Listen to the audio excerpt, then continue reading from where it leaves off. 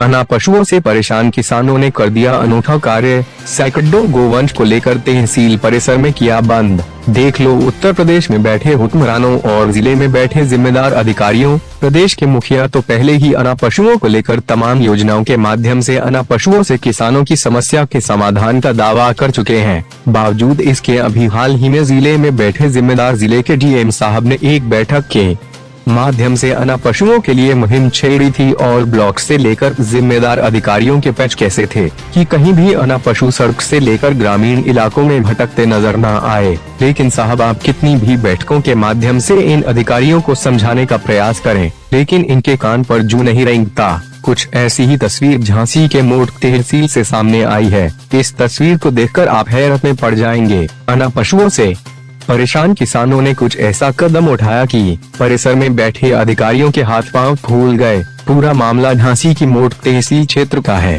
जो तस्वीर आप देख रहे हैं न, यह गौशाला नहीं है, यह मोट तहसील परिसर है। अब आप सोच रहे होंगे कि मोट तहसील है, अना पशु क्यों है? तो आपको बता दें कि यह काम किया है तहसील क्षेत्र के जौरा गांव के ग्रामीणों ने। इससे पहले ग्रामीणों ने शांतिपूर्ण तरीके से मोट तहसील पहुंचकर अना पशुओं से निजात दिलाने की गुहार लगाई थी। बावजूद इसके उनकी समस्या का करीब एक हफ्ता बीतने के बाद भी समाधान नहीं हुआ तो परेशान ग्रामीण करीब सैकड़ों पशु लेकर मोट तहसील जा पहुंचे, जहां उन्होंने तहसील परिसर के दरवाजे बंद करते हुए परिसर में अना पशुओं को छोड़ दिया। इससे पहले अधिकारी कुछ समझ पाते किसानों ने दरवाजे पर खड़े होकर पशुओं को बाहर नहीं निकलने दिया और सभी अना पशु कभी तहसील परिसर में तो कभी परिसर के पीछे अना पशु भागते नजर आए। यह देख तहसील के जिम्मेदार अधिकारी बाहर पहुंचे तो देखा कि किसान एकत्रित होकर खड़े हैं। अधिकारियों ने किसानों का समझने का प्रयास किया, जिससे नाराज किसान सौरभ यादव ने आरोप लगाते हुए बताया कि साहब इससे पहले 26 तारीख को हम सभी लोगों ने एकत्रित होकर आपसे अना पशुओं से निजात दिलाने की गुहार लगाई थी,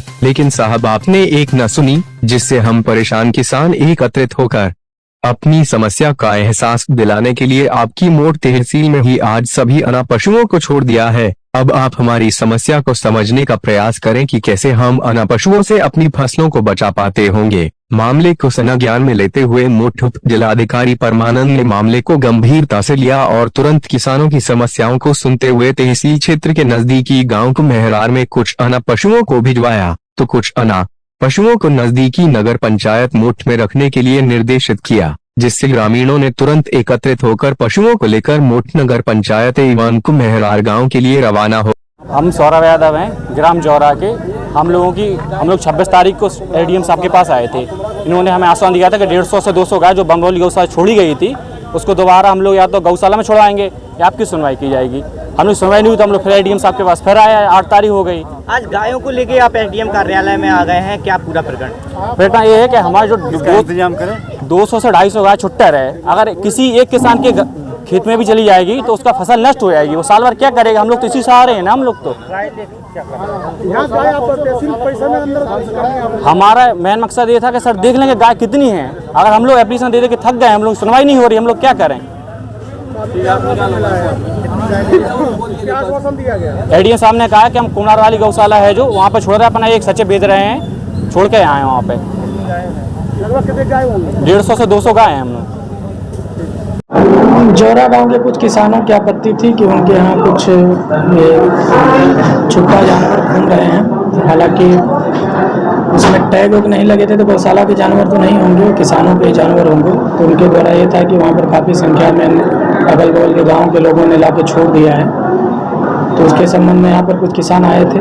तो जो गाय थी वहाँ से जो है कुम्हार गौशाला लगभग 50-60 गायें जितनी भी थी उनको कुम्हार गौशाला में हम लोगों ने भिजवा दिया है।